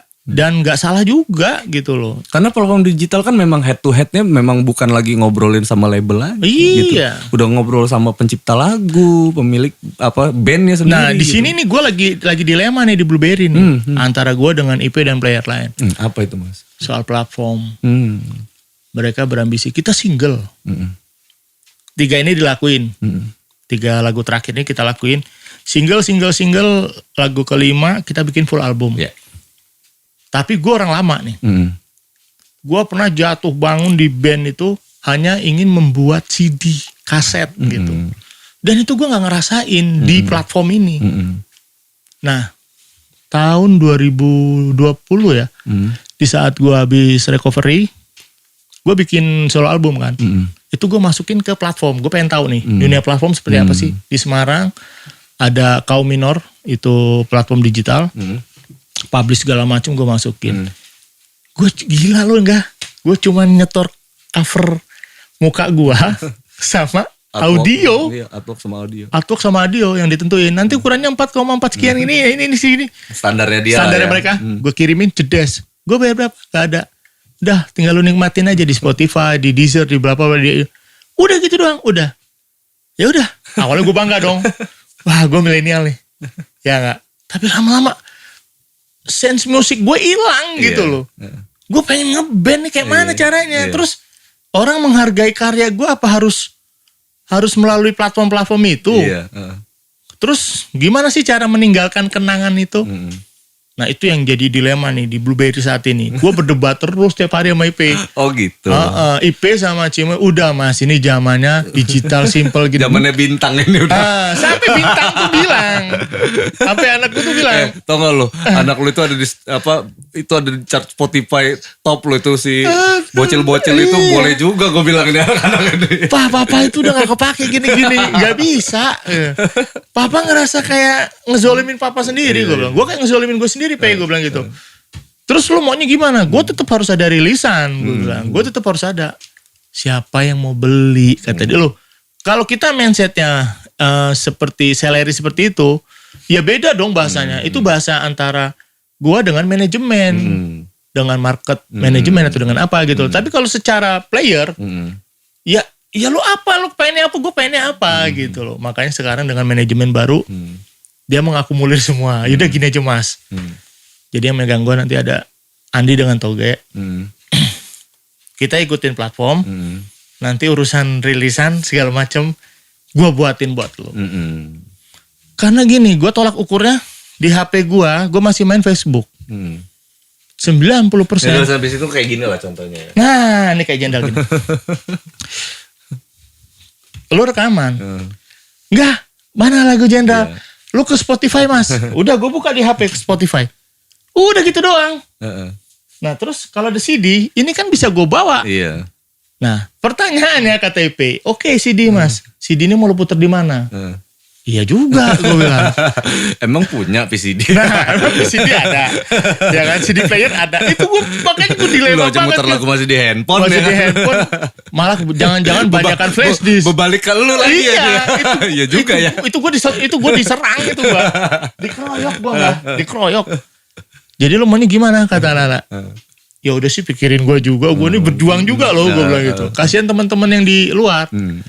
Dia pengen ada rilisan itu. Nah itu yang jadi dilema gue. Tapi sampai sejauh ini mas memang kita dukungnya itu memang tetap harus ada rilisan fisik gitu. Walaupun maksud gue rilisan fisik ya kita tidak bicara CD saja. Ya kan artinya rilisan fisik boleh dalam bentuk flash disk. Yang dilakuin sama Jenderal Maya itu dalam bentuk kartu nama yang ada flash disknya gitu. Karena alat putarnya itu mas. Nah akhirnya gue mikir. Kenapa kita nggak bikin kayak etol, nggak bikin kayak apa segala macam? Kayak gitu tuh akamsi, kartu akamsi itu. Kartu akamsi itu kan gitu ada chip buat nyolok flash disk. Kan kayak gitu kan kita bicara alat putar nih. Zaman sekarang alat putarnya adalah bentuknya kayak gitu. Tapi gue tetap berprinsip tradisi itu harus ada. Iya memang betul. Kaset, CD dan vinil harus ada. Bahkan kalau ditanya, lo lebih pilih mana? Rilisan fisik apa platform? Kalau bisa platform bubarin deh. Nah, bilang, ini yang dilakuin waktu pas sama Ahmad Dhani kan. Ahmad Dhani kan tetap ngerilis itu semua tuh. Vinil dia rilis, CD dia rilis kan semuanya gitu loh. Tapi memang di kondisi memang yang dijual sama dia memang eksklusif mas. Maksudnya di skala jual bagus ya. Skala jualnya itu memang yang mau aja nih gitu loh. Memang yang mau. Special edition. Nah sisanya kalau misalkan dia tahu nih resikonya kalau niatnya jual. Kalau niatnya jual berarti ada potensi nggak laku. Kan kayak gitu lah yang harus. Nah kalau nggak laku berarti jadi koleksi kan kayak gitu tuh. Karena gue berpikirnya bukan hanya sekedar karya itu akan dibuang kemana, tapi kalau kita balikin ke tradisi yang awal, akhirnya industri kayak VCD player, CD Walkman segala macam kan dibuat lagi, dirakit lagi. Betul. Itu jadi orang bekerja lagi, yang tadinya orang pengangguran banyak bisa bekerja. Terus rilisan fisik kayak CD kayak kaset itu bisa buat cerita. Nah kayak sekarang nih. Bener gak sih? Berat gak sih? Iya bener. Nah kayak anak-anak ngeliat. Buat kita ini gak ada harganya. Tapi kalau orang nanya, enggak, lu bikin CD berapa duit gak? Sekian. Terus ini siapa enggak? Stikernya gimana nih? Artworknya gimana? Artworknya siapa enggak? Kalau dulu kan desainnya siapa kan? Itu nggak ada di platform itu. Gue nggak dapet. Ada mas, sebenarnya ada. Ya cuman sekian persen lah gitu. Enggak mas, enggak. Karena masih nggak tahu aja nih dari dalamnya. Gue bisa bongkar semua loh. Enggak gini loh. Gue kan ngikutin proses itu. Waktu rekaman gue rekaman secara live beneran. Artworknya gue foto session. Gue bikin video klip. Nah, ketika masuk ke platform, kan platform yang menentukan. Bukan si bandnya gitu loh. Kalau zaman dulu yang menentukan itu bandnya loh. Ingat album Metallica, album Black yang Entertainment, itu desainnya datang. Bro, lo mau pakai desain mana? Ini gue pakai yang ini yang ada ulernya. Terus kata si Lars Ulrich, jangan terlalu serem. Udah dipudarin. Yang kayak gitu-gitu tuh yang gue nggak dapet. Kayak albumnya Nevermind Nirvana, yang bayi berenang itu bayi beneran. Dicemplungin beneran itu. Nah kalau di platform nggak ada yang gitu-gituan gitu loh. Orang tuh ngomongin soal sistematisnya itu hanya teori lah gitu. Tapi prakteknya gue pribadi nih. Iya Mas. Secara musikalitas gue tuh gregetan gue gitu loh. Kalau anak muda sekarang kalau yang lagi berapi-api kayak gini nih, ya udah iya. Iya. Nanti dipikirin iya. Bener itu gue kalau debat sama anak tuh sampai kemarin tuh ngomong kayak gitu. Akhirnya mereka meeting, gue nggak mau ikut. Gue nggak mau ikut terakhir semalam ya. Jadi mereka meeting, Mas nanti kita schedule gini-gini. Nah, yang penting ada video klip. Dan gila dong, ada yang ngusilin. Udah, kita pakai apa? Video klip yang pakai teks itu doang. Running video text. lirik. Video lirik. Dia lagi musim nih Mas. 30 second tuh Mas ngeluarin. Gue bilang, gue bikin video klip tuh biar muka gue tuh kelihatan kemana-mana. Gue bilang, gue ngeband bertahun-tahun muka gue gak ada di video klip, ngapain? Itu bukan video klip, itu video lirik. Itu video lirik kata dia orang. Itu beda Mas. Enggak, tapi kan ada musik gue. Iya. Kalau zaman di era kita mundur lah 20 tahun yang lalu lah Mas. Dulu YouTube platform kan pertama kali yang kenal kan bule kan. Nah mereka tuh ngerilis pertama kali justru bukan video klip. Tapi video lirik yang video lirik dulu tuh. Tapi itu untuk test case Mas. Test case. Sebenarnya kan gitu. Bukan waktu durasinya pendek. Iya. Cuma 1 menit. Ada yang bisa. Ya itu yang industrial ngerilis teaser namanya. Tapi yang non industrial nih Mas. Yang non industrial itu yang band-band indie bulenya ini. Itu ngerilis benar-benar ngerilis video klip. Mereka tuh cuma test case-nya di situ tuh. Kalau dulu ngamennya kan real. Iya. Dia ini ngamen digital nih. Mereka tuh ngerilis video klip. Ada 2 keuntungannya. Yang pertama, kalau misalkan AdSense YouTube-nya hidup, berarti mereka bisa punya duit untuk membiayai video klip beneran. Gitu kan. Atau kalau misalkan gagal ya nggak masalah. Iya, orang berarti cost produksinya dikit. Iya kan cuma video lirik doang gitu loh. Test case begitu dia booming, mereka justru merapihkan untuk skala yang lebih serius. Nah, itu mindsetnya bule zaman dulu. Kalau sekarang kan kita beda nih. Beda. Ini mindsetnya kan karena tren mungkin jadinya video lirik. Atau karena nggak ada duit jadi video lirik gitu kan. Atau karena apa jadi. Atau karena bisa buat sendiri bikin video lirik. Sekarang di HP kan bisa buat. Yang harus dilurusin tuh mindsetnya. Jadi video lirik itu why hadir gitu. Kenapa hadir itu karena faktor itu. Dulu ada trennya tapi fungsinya bukan buat itu. Iya, betul, bukan buat tren. Tapi ada kebutuhan gitu loh. Iya. Nah ini nggak dipahami. Momentumnya gitu. Beda. Sebenarnya yang bikin tren itu kan sebenarnya ya tren itu kan dibuat. Enggak, lo bayangin enggak? Di Lokananta enggak? Tempat rekaman. Itu dulu tahun 60-70 termasuk produksian CD fisikal. Ya, kaset CD di sana tuh di Lokananta di Solo. Itu bisa menampung berapa karyawan banyak. Sekarang karena platform alhamdulillah tutup. Bener. Terus di Glodok, lu lihat nggak zamannya Jenderal yang mengcover CD tuh berapa CPU berderet. Gua masuk ke Glodok itu di ruko-ruko isi CPU semua. Buat memperbanyak, digandakan itu. Ya apapun esensinya. Ya itu kan pekerja gitu loh. Itu lapangan pekerjaan. Itu yang maksud gue, kita anak band tuh bisa ngasih peluang yang lain juga kok. Kayak sekarang, anak-anak jago-jago ngedesain, jago-jago bikin video klip segala macem. Kalau era itu dibalikin, alangkah banyak bener yang kita perang. Itu loh kalau gue sih misinya di situ. Ya sebenarnya kan kalau kayak sekarang kan eranya itu bukan ngomongin sekedar platform ya Mas Nia. Artinya kalau kita ngomongin fisik artinya kita ngomong alat putar gitu. Alat putarnya apa gitu loh. Itu makanya gue bilang medianya media putarnya apa kan. Itu makanya gue balik lagi nih mundur ke EMI dulu. Gue beruntung dulu masuk EMI. Beruntungnya kenapa Mas? Jadi begitu kita datang ke ruang preview lagu, itu gue beneran ngeliat alat putar dari zaman dulu sampai sekarang tuh ada di situ. Analog dan digital. Iya, jadi kata mereka sebenarnya musisi-musisi dimanapun yang mau kirim demo ke EMI, bentuknya apapun kita bisa putar. Kata dia, nah itu keren itu. Kata gue, iya juga. Itu kan buat itunya gitu.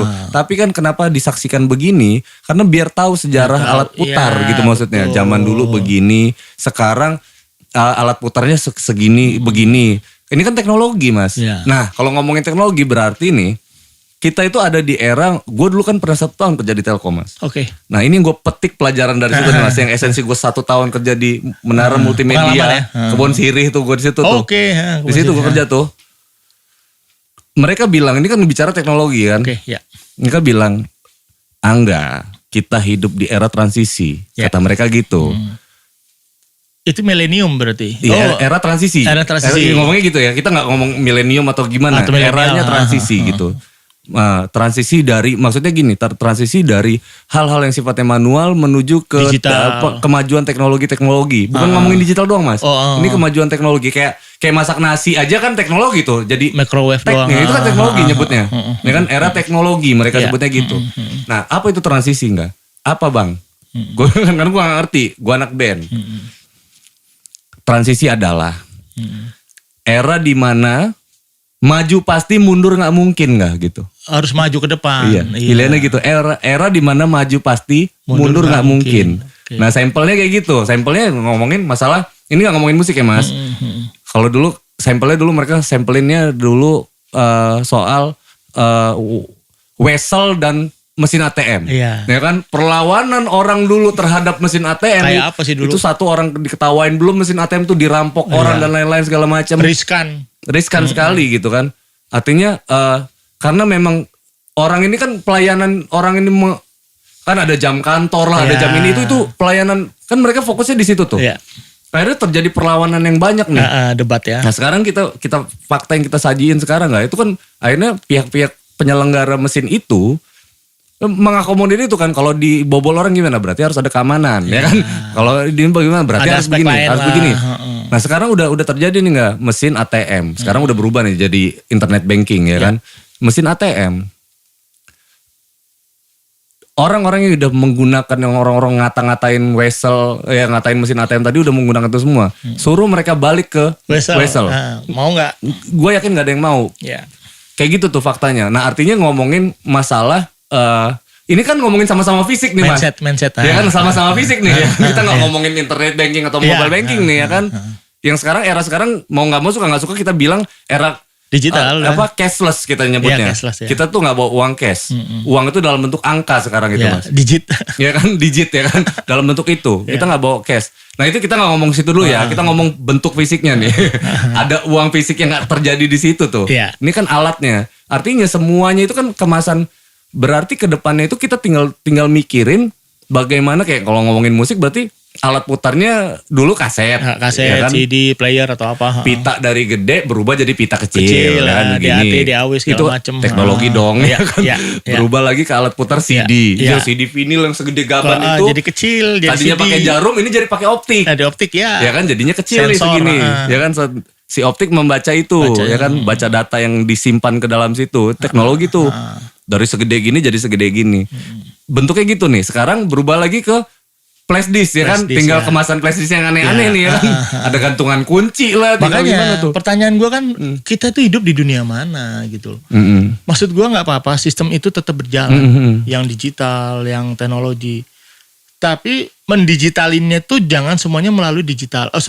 Semua media tuh jangan melalui digital. Ada saatnya kita lihat meraba, menyentuh. Biar perasaan kita tuh lebih anak band loh. Maksud gue, lo dulu kalau beli CD, beli kaset, thanks to itu kan yang lo baca pertama kan. Betul. Nah itu nggak ada di platform tuh nggak ada. Terus lo rekaman di mana, prosesnya seperti apa. Makanya mereka, ya kita bikin lagi. Makanya tim gue yang muda-muda sekarang ini, nanti kita bikin vlognya lagi mas, behind the scene, ini gini-gini. Untuk mengcover kemauan lo. Iya, nggak apa-apa. Gue setuju secara digital itu hanya transfusinya aja, transfernya aja melalui digital. Tapi secara sentuhan, secara apa ya, manusiawinya, human rights-nya, ya harus ada melalui itu. Makanya itulah kelebihan pemikir independen mas. Ini yang lagi-lagi gue bahas. Band indie atau band independen ini adalah seorang kumpulan atau seseorang yang punya pemikiran itu jauh di atas industrial sebetulnya gitu. Karena gini, karena dia punya mindset sendiri. Makanya kan kalau di Ulun kan udah dipresent kan di situ. Apa yang mau kita terjadi di situ untuk produk fisik? Ada 3 hal. Kita bicaranya satu CD kompilasinya, bentuknya ya kan. Bentuknya fisiknya. Bentuk fisik ada. Kedua, kita bicara merchandise-nya. Merchandise-nya. Nah, artinya itu kita yang gue mau masuk. Itu intinya. Nah, itu kita mau bicara gini maksudnya. Bahwasannya kita mau ngedukasi ke teman-teman semua yang nantinya bisa diturunin ke generasi selanjutnya. Betul. Main band itu kalau mau kaya jangan sekedar ngomongin mindset lu, jangan cuma sekedar ngomongin lagu gitu loh. Itu sepatu lu dilihat orang juga kali ya kan.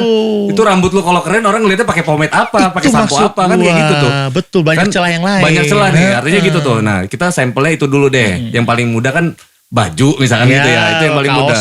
Nah, yang ketiga itu fisik, yang ketiga adalah free magazine di situ. Makanya kan ada Max yang fisik bentuknya, jurnalisnya ntar si Awan tuh. Oh, si Ada Awan Abu Nabi. Iya, jadi tiga hal itu, tiga hal fisik itu nanti yang ada di dalam Ulun tuh terjadi tuh. Ada fisik sifatnya rilisan dalam bentuk CD, magazine, CD, merchandise dalam bentuk itu, sampelnya itu. Terus kemudian yang ketiga ada magazine yang bukan digital. Karena fisik, gitu. Karena gini, gue bukan pesimis kepada anak muda ya soal berbisnisnya, soal marketplace-nya. Tapi segmennya gue, orang yang ngikutin gue, orang yang setia dengan gue, itu segmennya udah menengah ke atas. Betul. Yang setidaknya minimal sudah mapan. Mereka siap kok untuk membantu soal salary kita gitu loh. Itu yang gue tekenin ke kawan-kawan manajemen gue. Jangan takut. Dia kan selalu ngebandingin. Beda mas kalau The Brandas, The Sigit, mereka bandnya gede gini-gini. Kita kapan mulainya? Iya, kalau selalu lu omongin mereka terus. Ayo kita mulai sekarang gitu loh. Kalau bahasanya nggak ada uang, nggak ada dana, kita bisa cari investor, bisa cari donatur. Bisa jual rumah, bisa jual apa gitu. Kasarnya gitu gue bilang. Yang penting mindset yang kita bentuk, kita balikan lagi. Esen musik itu apa aja betul, gitu loh. Betul. Jangan terlalu terlena dengan dunia baru. Kita sok muda. Wah nih zamannya milenial kita harus ngikutin nih gini-gini. Jangan juga. Karena teman kita yang di belakang belum tentu mereka siap untuk itu. Nah itu yang gue selalu bilang ke teman-teman semua tuh. Itu kolaborasi gue bilang kan. Jadi gini loh. Karena yang sudah jalan punya pengalaman, kita sebutnya era kita ini era analog aja lah ya. Oke, ya. Kan biar enak deh. Ya kan? Kita sepakatin dulu nih ya. Biar enak ngobrolin nih. Era yang kayak mana? Analog lah ya kan, analog ke digital. Ya kan. Kalau digital sama si analog ini, gue tuh kan orangnya nggak suka apa ya, kalau di forum tuh nggak suka perdebatan kan mas. Gue tuh selalu sudah terbiasa dengan era kolaborasi, gue bilang kan gitu. Jadi yang paling bener itu sebenarnya digital ini punya kekuatan. Betul. Analog punya kekuatan. Betul. Kita gabungin aja kekuatan kita ini kayak mana nih. Bener. Harus kuat tambah kuat, harusnya makin kuat. Super kuat dong. Betul. Jadi super kuat dong. Sebenarnya kayak gitu. Kita nggak harus beradu argumen harus digital ini, yang paling gaya kuat. Ini. Analog yang paling kuat. Enggak. Betul. Kita hadirin di tengah-tengah nih. Hingga aja jadi formula baru kan mungkin aja nih. Karena waktu gue rekaman pun dari tahun 94 gue udah rekaman. Di Chandra Kirana, di Grogol. Di GIN, di Triple M segala macam Jakarta, gue masuk ke Bandung, terus ke Solo, ke Lokananta segala macam. Gue dari kaset, dari CD sampai vinil, tuh gue ikut prosesnya gitu. Nah, ketika ke era digital, kayak hilang teknologi, semua udah itu. gue nggak dapet gitu. Itu keresahan gue resah sih di situ doang. Tapi ketika kita mempublish, gila, jam sekian nanti kita publish. On the time tuh seluruh dunia ding itu yang gue luar biasa. Deg-degannya dapet ya. Itu doang gitu loh. Gue cek ke wah lagu gue udah ke Perancis nih ini nih gitu loh. Itu yang gue setuju dengan digital. Makanya gue setuju sama lo Pak. Dikolaborasiin aja kekuatan-kekuatan itu nah, gitu. Itu yang selalu gue kumandangin gitu. Kalau ngobrol sama gue tuh kan kayak gitu tuh teman-teman. Ya udah sih nggak usah ngadu-ngadu ide sama gue, nggak bakal nemu. Kalau ngobrol sama gue nih kalau beradu ide nggak bakal ketemu. Gimana kalau kita gabungin? Malah ya kan? Masalahnya lu mau ngegabungin itu nggak? Ya kan? Kalau lu punya mindset, kalau lu mindset lu tetap lu yang terbaik, berarti kita nggak sejalan. Kalau gue kan kayak gitu tuh biasanya. Sampai si Toge itu dia ngasih saran ke gue, Mas nanti di video klip atau di cover kita collab dengan Telegram segala macam banget. Dan gue tuh paling benci dulu sebenarnya dengan hal-hal kayak gituan, sinetron, film ini. Tapi di dunia sekarang gue pikir-pikir, gue kayaknya harus nebeng sama anak muda ini deh gitu loh. Kalau enggak gue hilang gitu. Iya, betul. Dan gue disentil sama anak muda itu, termasuk Bintang dan CS-CS-nya itu, SC itu. Om gini-gini om, anak sekarang tuh gini-gini. Waduh iya deh, akhirnya mengakui gitu kan. Ternyata gue salah, gue kayak gitu. Ya apa sih namanya eranya sih kan. Era digital ini kan unik ya kan. Apa aja bisa terjadi karena era dulu Mas, kalau kita bicara proses ya kan, proses yang benar-benar gimana gitu ya. Benar akhirnya kita dari proses yang kita lalui panjang, hingga kita baru bicara hasil tuh gagal atau tidak. Iya. Kan kayak gitu, gagal atau terus gitu kan. Kalau pengusaha kan simpel, gagal coba lagi. Kalau pengusaha kan kayak gitu tuh, makanya gas terus tuh, ya kan.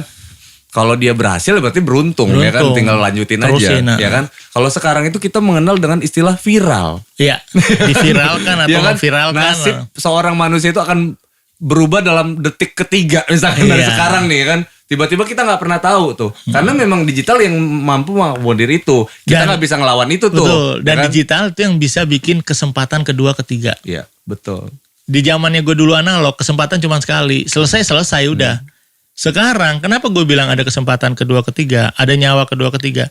Karena lu bikin single bisa 10 kali, bisa lu rilis terus. Nah dulu gue banyak teman-teman yang hancur di band.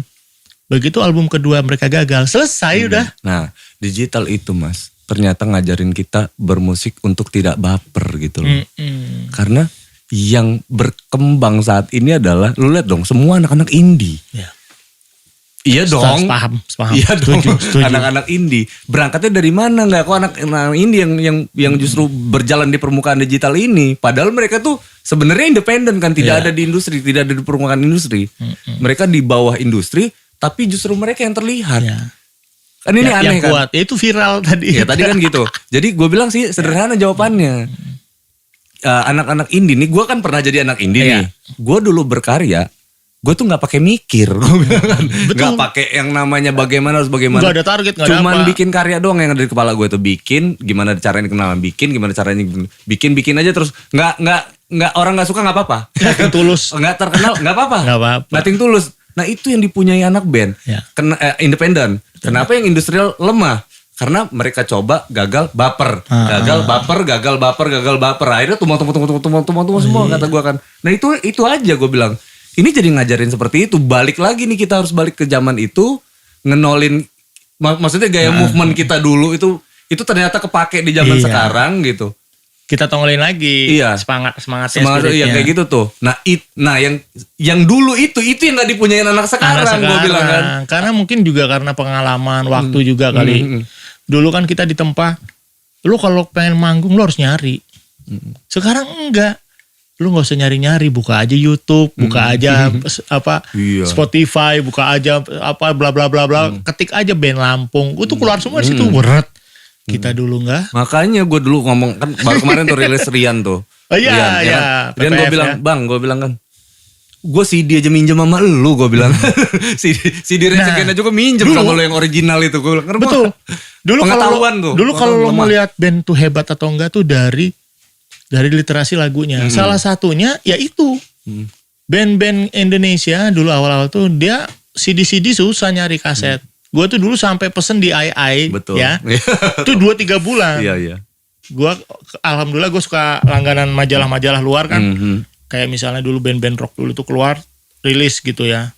Indonesia kapan masuk? Sampai enciknya Angkon itu bilang, "Ini mau masuk ke Indonesia." Masuk, ini dia udah keluar nih di Amerika. Yaudah lo list aja, lo catet. Gue nunggu 2-3 bulan. Datang tuh kaset, jedet gue dengerin. Belum tentu sesuai kan seleranya kan. Tapi medianya bagus gitu loh. Nah, zaman dulu itu kesulitan kita di situ. Betul. Nyarinya susah banget. Begitu dapet itu muter. Gue pernah tuh dulu beli album Slayer kalau gak salah ya. Gue SMA tuh ya. Album Abyss apa gitu. Cuman seminggu di rumah. Selebihnya gue beli 3 kali. 3 kali tuh gak pernah pulang. Muter tuh kaset, tung. Di ujung jadi hak milik. Di ujung sana tuh. Covernya udah waduh, robek. Udah robek. Ya udahlah, udah sih Den lo pesan lagi bisa gini. Itu zaman sekarang kan beda gitu. Nah itu maksudnya gue kepengen mengingatkan anak-anak muda bahwa esensinya musik itu tuh juga harus keluarin deh. Jangan hanya berpikir kita karya, kita publish ini gitu. Nanti lu mentok-mentoknya di kafe lu, gue bilang gitu. Kalau ketika lu udah masuk kafe, bukannya tidak berkembang ya, tapi kan kebutuhannya beda. Iya, betul. Gitu. Nah, sekarang yang diusung Ulun kan bagaimana caranya? Nah, pertanyaan dulu kan bagaimana band bisa masuk label. Dulu kan gitu, kita kumpul bareng karena harus ngejawab pertanyaan Targetnya itu. Nah, kalau sekarang bagaimana band bisa hidup di kotanya sendiri? Nah itu tugasnya misi selanjutnya tuh. Ini jangan sampai kita bubar sebelum misi berakhir nih kan. Itu 2000 berapa ya? Kalau misi komplit baru deh ya kan. Gue sampai bilang sama IP, mau gue keluar, mau lo keluar, Blueberry tetap ada. Gue bilang, yang penting gimana caranya kita bertahan. Jadikanlah kebutuhannya band lu dijadi kehidupan lu gitu loh. Dulu beda. Kita ngeband dulu nggak pernah dibayar. Dulu kan ada yang cerita, wah main sama Blueberry mah nggak pernah dibayar. Ya jelas, gue bilang. Dulu kalau yang mau bayar bukan kita bandnya, tapi begitu era sekarang kita udah ada rilisan, kita udah bayarnya melalui itu. Penghargaannya itu beda-beda gitu. Nih dulu Mas ya, gue nulis presentasi di tahun 2012 atau 13 gitu. 13 kalau nggak salah tahun 2013 itu ya. Itu gue dalam present gue kan di latar belakang gue untuk persoalan digital ini gitu. Salah satunya gue tulis kan banyak banget tuh latar belakangnya. Maksudnya latar belakang tuh gue gak cerita, tapi gue langsung masuk ke poin. Poinnya gitu. Kenapa sih kita harus masuk ke zona digital gitu kan? Masuk ke zona itu. Ya urusan perkara fisik tadi analog dan itu ya. Tinggal kolaborasi aja ya. Sekarang kan pengenalan ke era itu tuh. Maksud gue ngajakin teman-teman supaya bisa survive. Lu bayangin Jenderal itu cuma gue sendirian Mas gitu kan. Fightnya sendirian gitu. Dan gue waktu itu sempat kerja gue di SMM. Di perusahaan agregator waktu itu.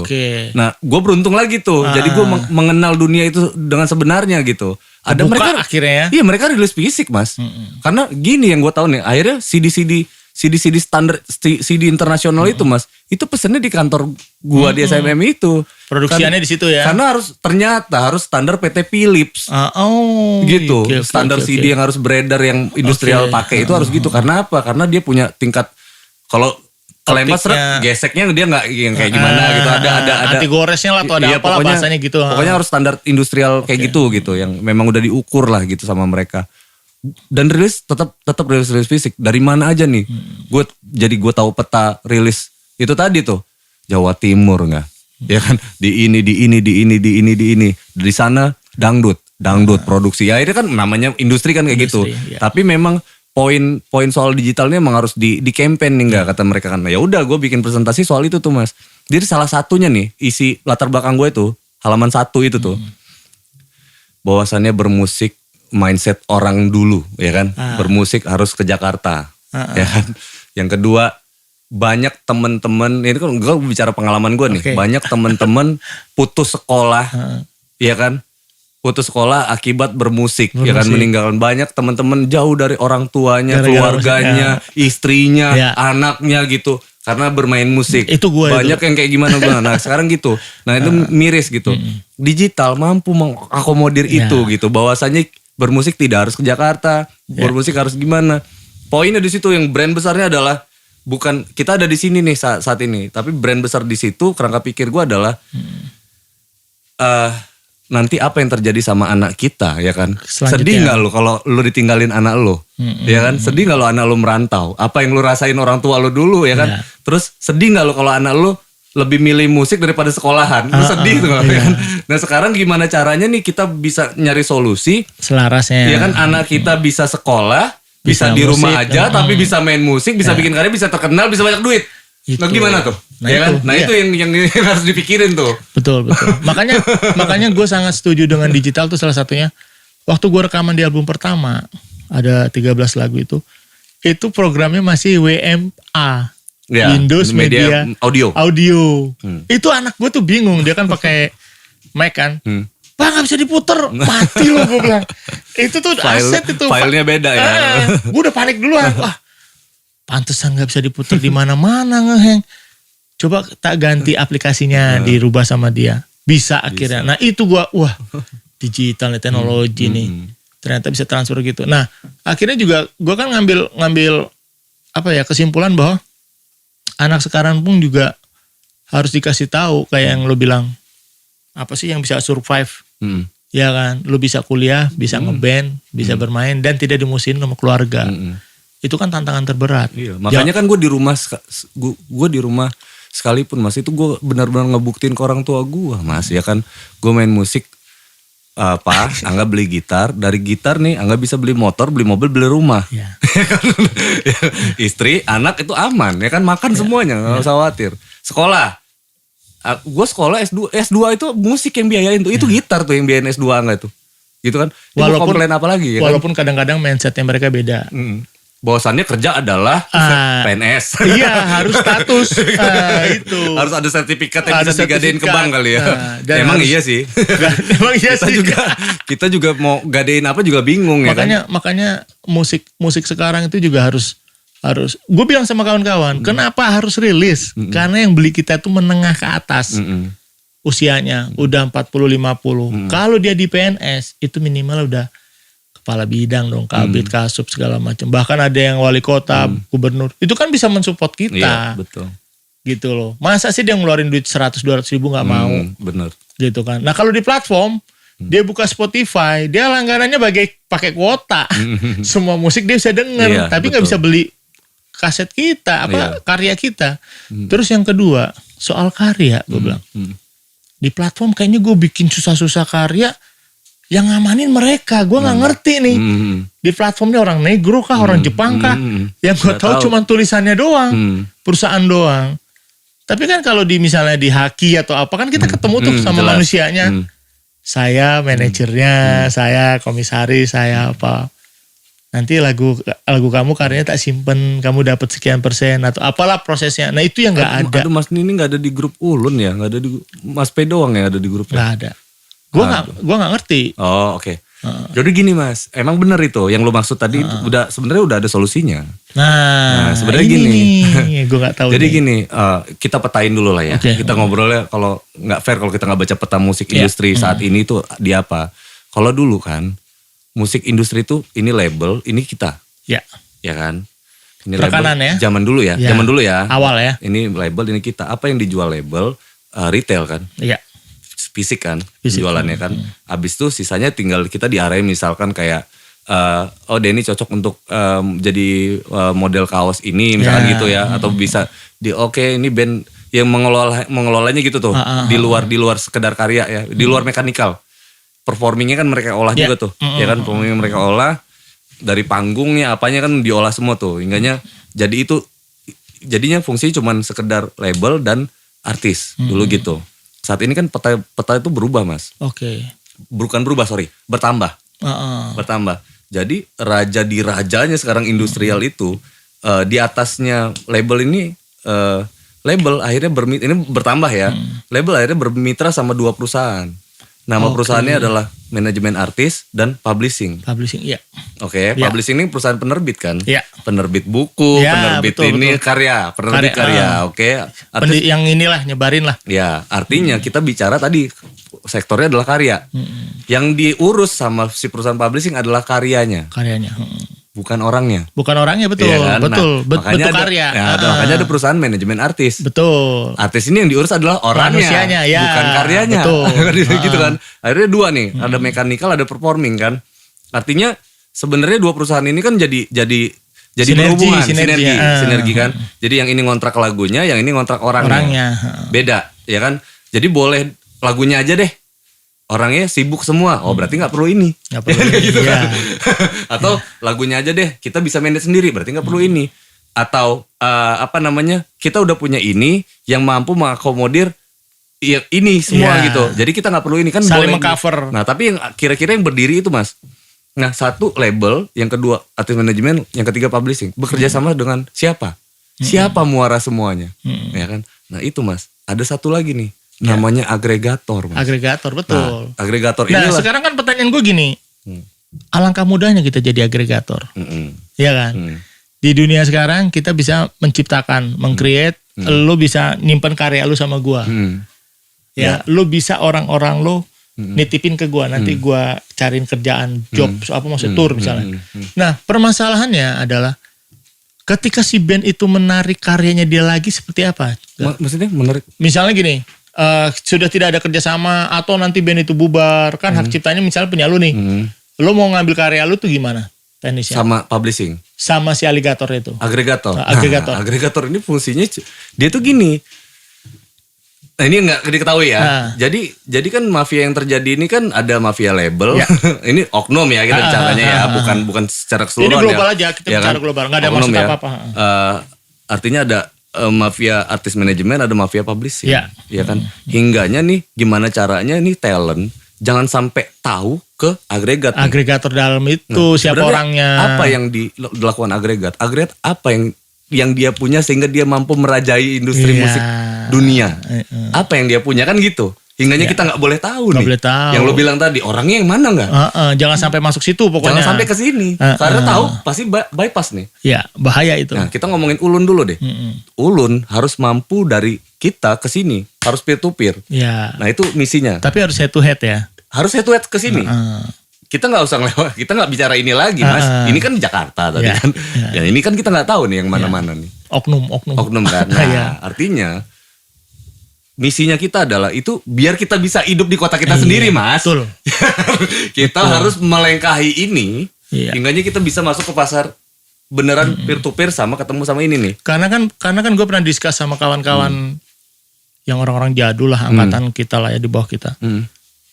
Gue tuh menitipkan karya itu untuk disimpan, bukan untuk dibuang. Ketika gue ambil lagi karya gue itu masih utuh. Contohnya kayak lukisan. Misalnya gue menjual lukisan atau gue kasih ke museum, gue masih tahu, oh lukisan gue masih ada di Museum Lampung misalnya. Ketika gue datang, gue ketemu dengan pejabatnya dong. Tuh lukisannya masih ada. Nah, kalau agregatornya kan kita nggak tahu nih siapa manusianya, sistem kerjanya seperti apa. Terus karya kita itu didokumentasinya di mana? Apakah hanya di hard disk eksternal?